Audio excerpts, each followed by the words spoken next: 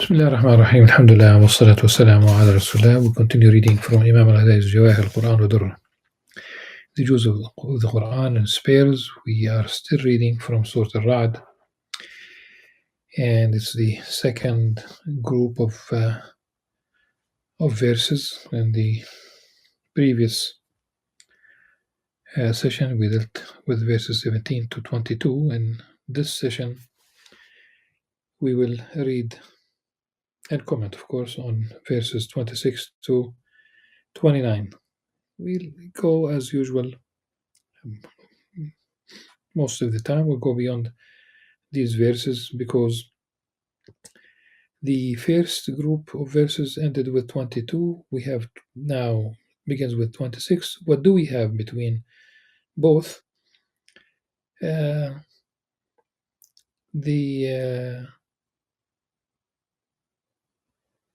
Those who fulfill the covenant. That's really the issue, because in the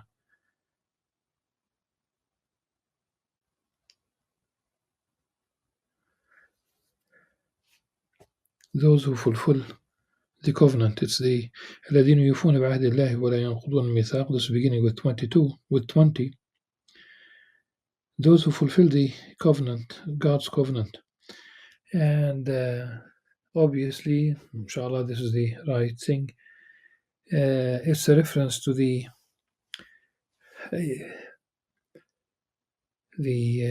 primordial state, the primordial covenant, the universal covenant. When Allah subhanahu wa ta'ala took all the offspring, all humanity from the loins of the children of Adam, and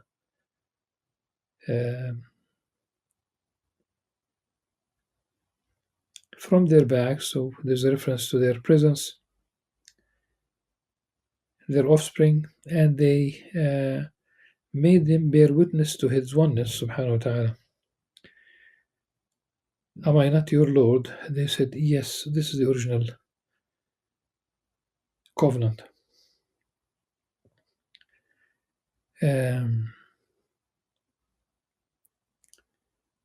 This is why when we reach verse 25, and it does speak about those who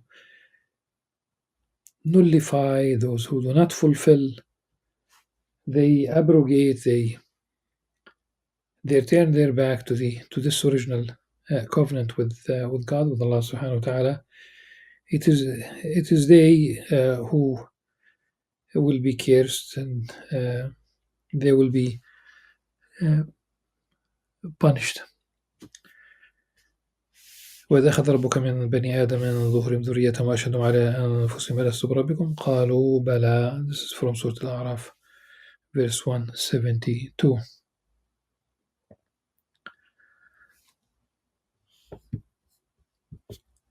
The first verse of today's selection, verse 26,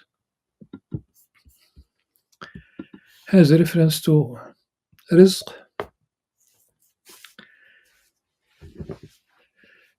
In general, people will understand rizq as sustenance, as provisions, but we probably will go beyond this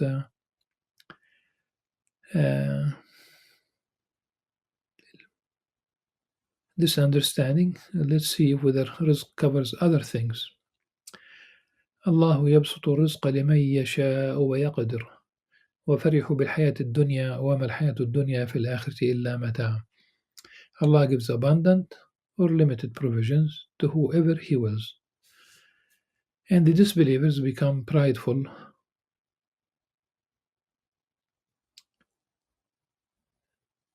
of this worldly life, meaning the pleasures of this worldly life, but the life of this world compared to the hereafter is nothing but a fleeting enjoyment.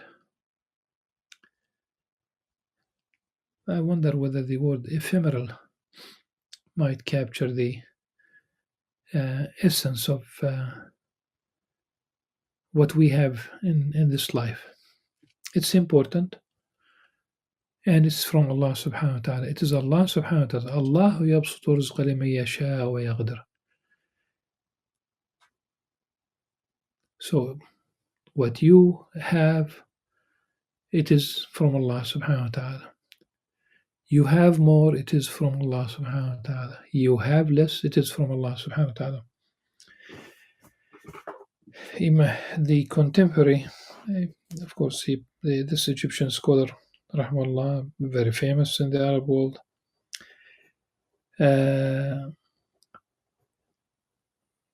20th century scholar, very famous as an exeget, as an interpreter of the Qur'an.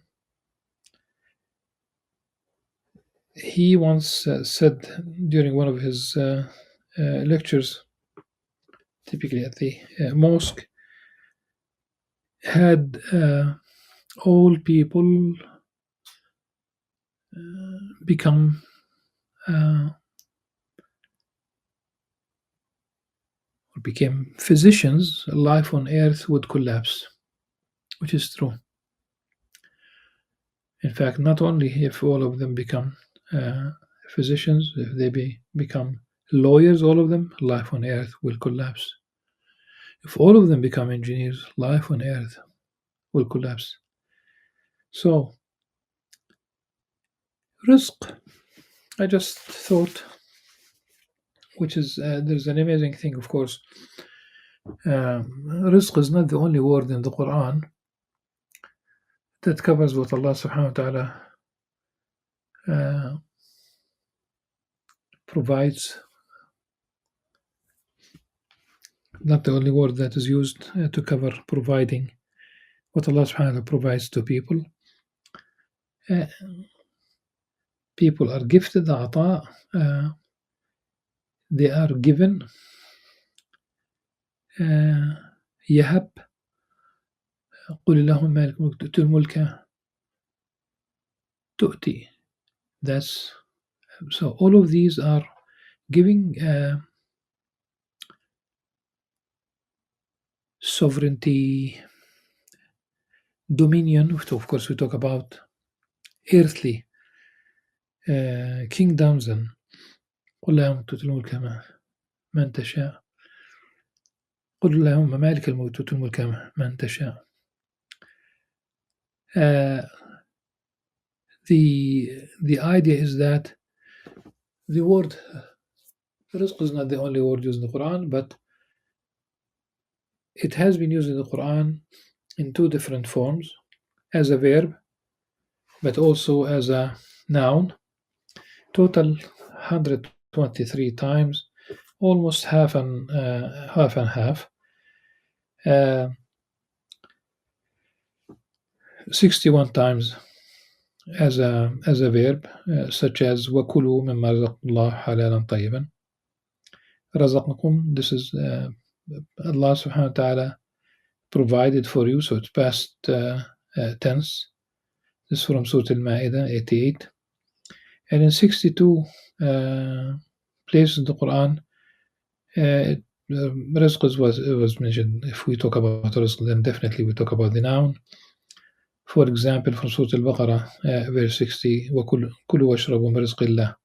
Here, rizq is noun. Rizq, typically we might think about food, but isn't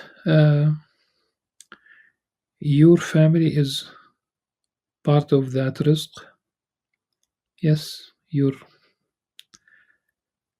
children are part of that rizq. Yes, what Allah subhanahu wa ta'ala provided for you. Food, there's one level, your immediate micro, if you will, talking about your own nucleus family, or even if you talk about your own extended family, it's still on the micro level, versus food security, talking about the whole country. That's also rizq. uh, security, safety, security is rizq, and this is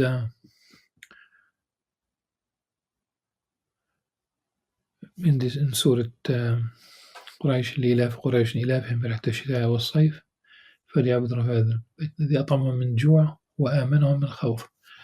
These two uh, food and security,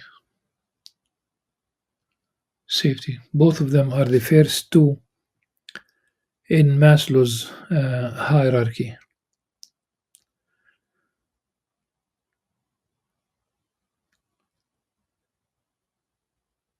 Knowledge, understanding is also rizq. There's one case mentioned, one story in the Qur'an where Prophet David, peace upon him, and Prophet Sulaiman, alayhi salam, the father did not understand the issue, the question, but the son did understand. It's rizq.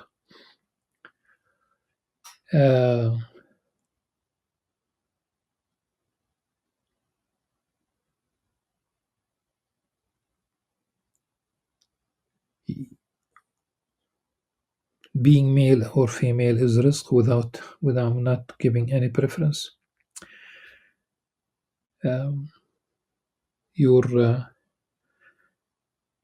What good is it if someone is male and is an unbeliever?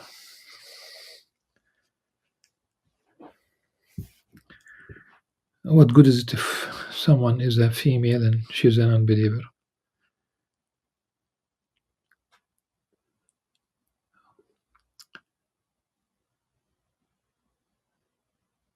The wife of Sayyidina Lut alayhi salam, she was destined to hellfire.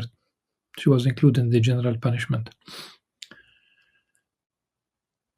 The father of Sayyidina Ibrahim alayhi salam, he did not believe.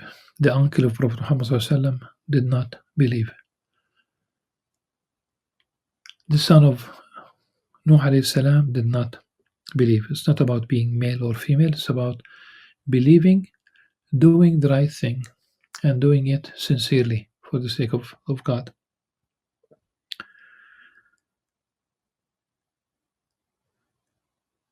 Property, money, fuel, it's also part of rizq. Health is part of your rizq.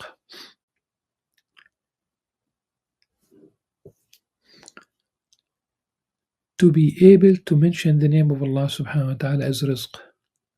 Think about it. Some people are deprived. To be able to say La ilaha illallah is rizq. To be able to say Allahumma salli ala Sayyidina Muhammad is rizq. So,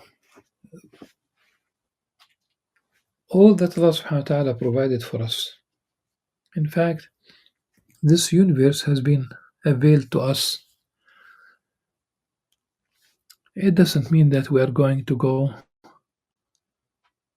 to very far places as humanity. Some of us, few indeed, compared to our numbers, made it to the moon or to the International Space Station. In Mars, say that they are going to send 8 people at this stage. It's one person. The ratio is one person per billion. So out of every billion humans, only one person will be sent. Assuming that they can make it, that's not the problem. It will not solve our problems on Earth. crazy leaders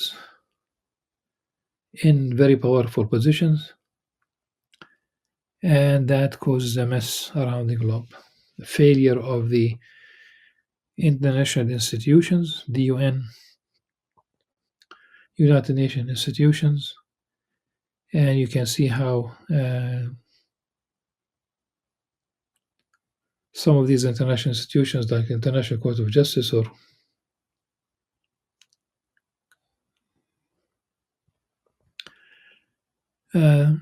they are being punished, sanctioned.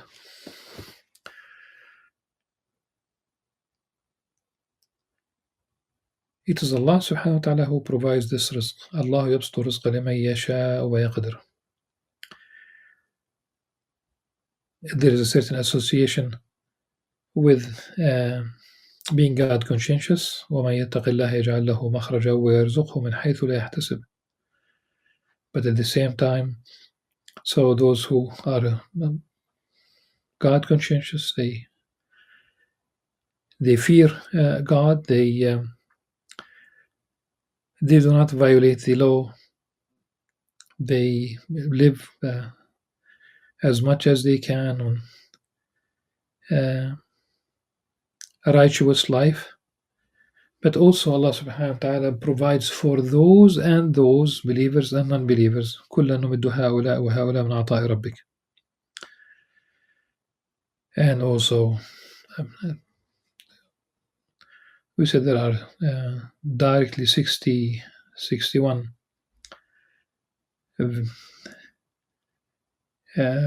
verses that use the verb of from rizq, and 62 that use the noun. So there are many. رزقكم في السماء وما توعدون. But also, if you are thankful, Allah subhanahu wa ta'ala will increase you. It is rizq. The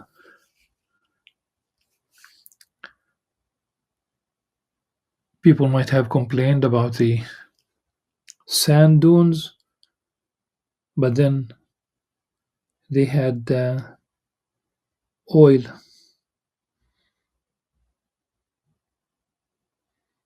And they made that's rizq. So they made many Arab states made, and of course non-Arab and non-Muslim, they made billions. It's rizq. Norway, which is not a Muslim country, not long ago, there were food rations. People were poor. They would give them bread and coffee. They distribute to people. Now it's doing very well.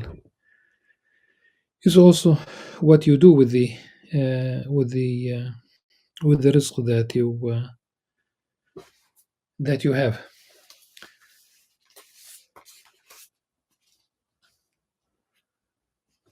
In terms of the second part of the verse about being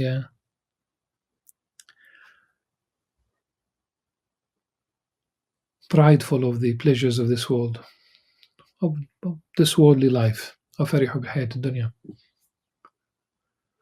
There's a reminder that this world, that this life, compared to the hereafter, is nothing but a fleeting enjoyment. Fleeting enjoyment.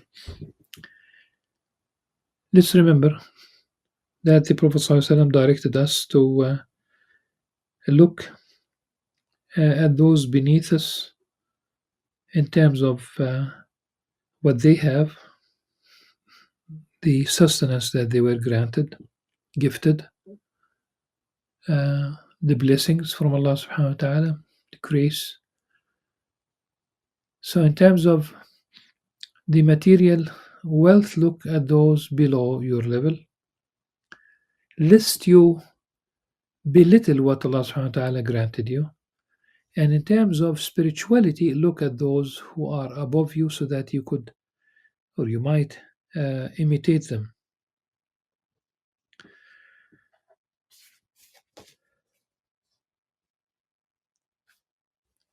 we have mentioned all these. We can't exhaust the rizq. You are um, handsome or beautiful, and some people are not. Allah subhanahu wa ta'ala granted you an IQ of 160 uh, or even more, and some people, so if you look at the bell curve, on the opposite side, there are people who have very limited intellectual capabilities. So, beauty, intelligence, strength, status. So, people are being, they are recipients of these divine gifts. And the issue is, what do you do with all this?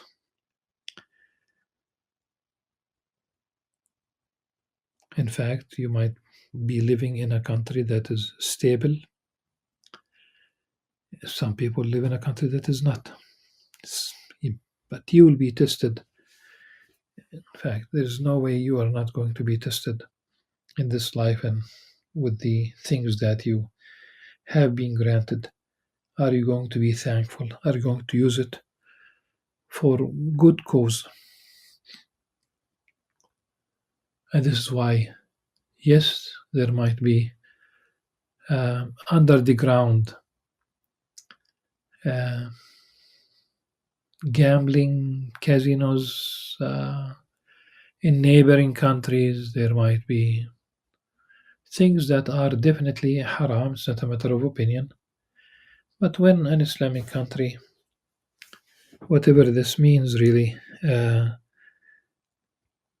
has gambling casinos officially, I saw a documentary about an Arab country where people could gamble, not really illegally, but legally. It is permissible to gamble on horses and talk about horse races. And in the other one, it's not Arab country, it's a Muslim country that I have visited with my family in the mid-90s. And in the hotel, at the reception, there are beautiful verses from the Qur'an, beautiful calligraphy, extremely beautiful calligraphy behind the reception. And just very close to the reception, close to the elevators, there's a sign that says the gambling casino is this way. So I could still picture verses from the Quran, and at the same time there's a sign that says the gambling casino is this way.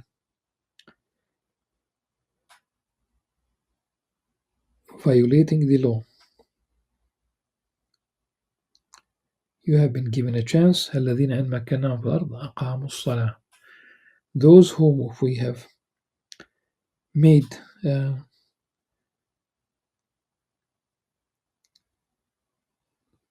people of authority, they establish prayer, and prayer is understood as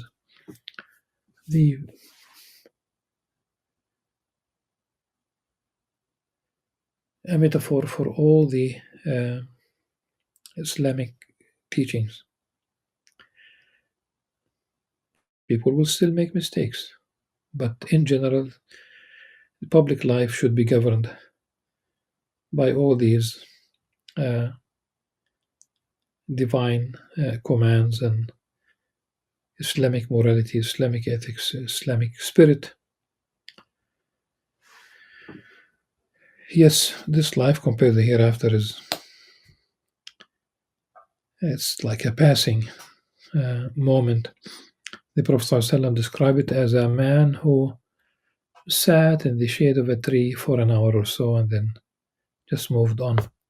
You came to this life, all your life, 60 years, 50 years, 40 years, 30, 20.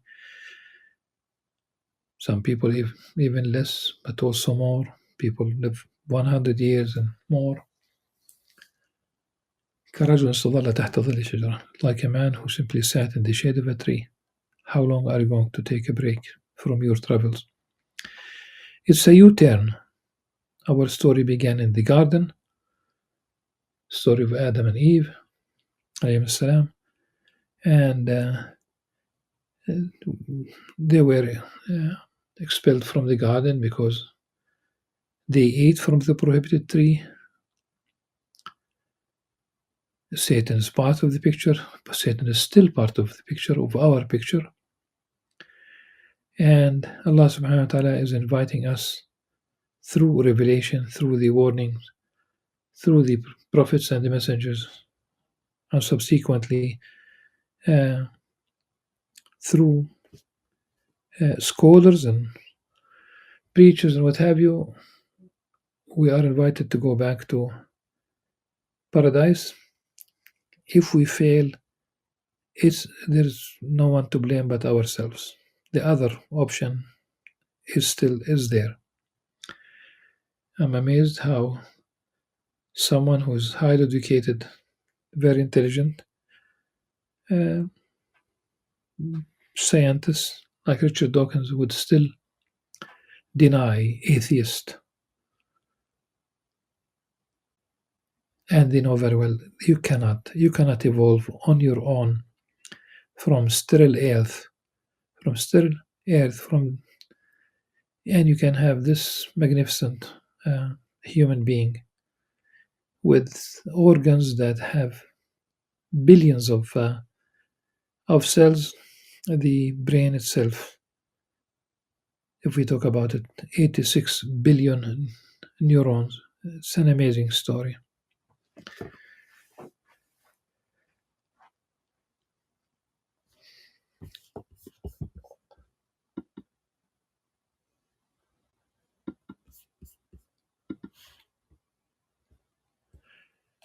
Verse 27, the disbelievers say, if only a sign could be sent down to him from his Lord. This is, of course,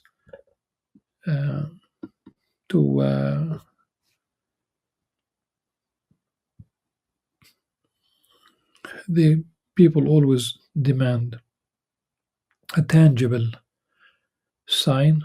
Allah subhanahu wa ta'ala sometimes sends a sign, and sometimes, of course, the signs, some Muslim scholars said as an interpretation that Allah subhanahu wa ta'ala in the past, before Prophet Muhammad sallallahu alaihi wasallam, whenever he sent a prophet, it could have been the case that there would be a tangible sign, like Prophet Moses, for example, Musa alayhi salam, and his staff.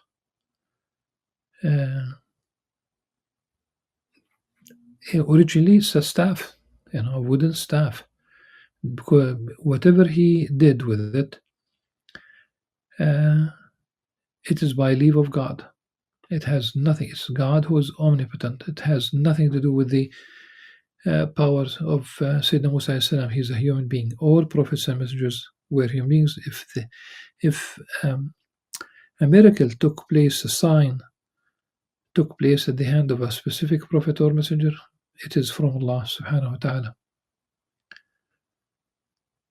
Say, addressing Prophet Muhammad sallallahu alaihi wasallam, indeed, Allah leaves to stray whoever He wills and guides to Himself whoever turns to Him.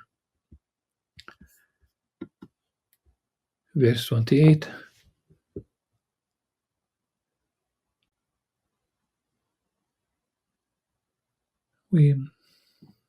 Verse 27, وَقُلْ الَّذِينَ كَفَرُوا لَوْلَا أُنزِلَ عَلَيْهِ آيَةٌ مِّن رَّبِّهِ.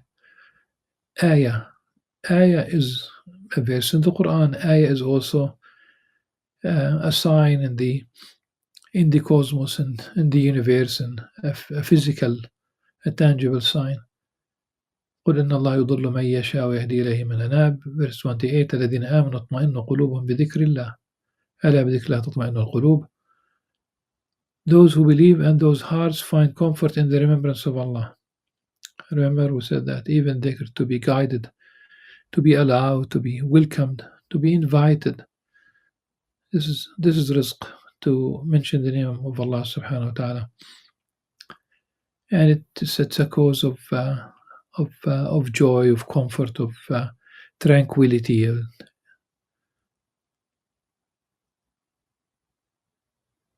Those who believe and whose hearts find comfort in the remembrance of Allah, surely in the remembrance of Allah do hearts find comfort.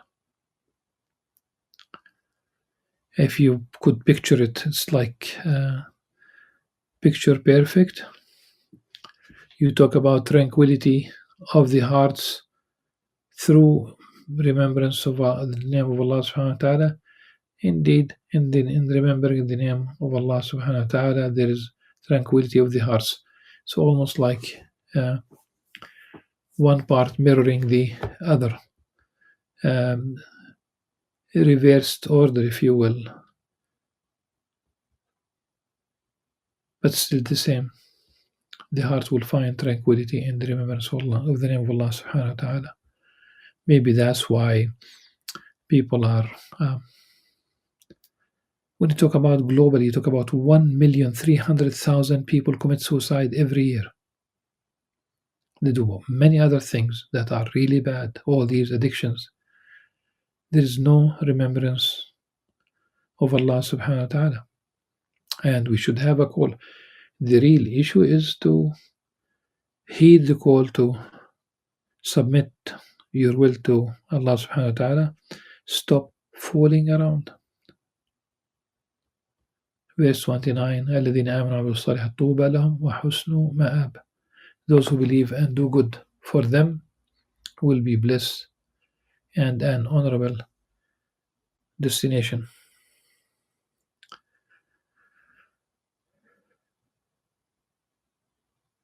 Belief and doing good, they will have bliss. The notion of Tuba, the interpretation, it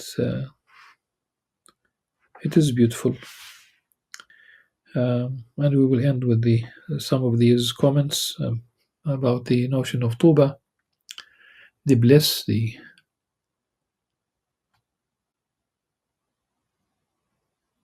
one narration that states that Ibn Abbas said, Tuba is farah wa qurratu ayn.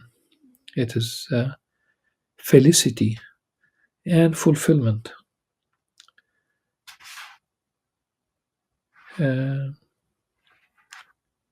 نعم ما لهم غبطة لهم خير لهم أصبت خيرا. All these are beautiful interpretations of Tuba. It's almost the utmost good, if you will, if I may translate all these interpretations, the utmost good, the highest level of good will be their reward, inshallah, in this life and the hereafter. With this, inshallah, we conclude the session. In the next one, we'll start with Surah Ibrahim alayhi salam. Until then, subhanakallah wa hamdik, ashhadu an la ilaha illa anta astaghfiruka wa atubu ilayk. Assalamu alaikum wa rahmatullahi wa barakatuh.